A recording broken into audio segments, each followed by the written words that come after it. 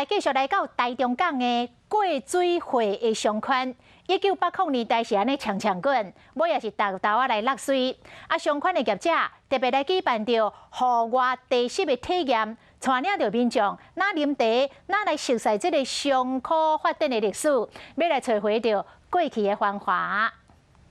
伫五车区的台中港过水坪上款特别举办室外地质体验，要带民众做伙食茶，做伙熟悉过水坪上款的发展历史。海鲜竟然可以喝到广东进口的50年的普洱，算是很难得的经验。希望这个活动以后是一直持续下去啊。那我想可能会吸引更多人来这边。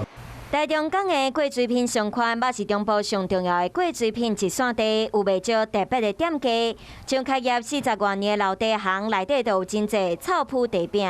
店里的普洱茶的种类至少就超过200种，有茶饼，也有茶砖，也有沱茶，也有散茶。上款主要是以草铺茶、中药材、有古董为主。店家嘛期待透过活动邀请更侪游客做回来上款佚佗。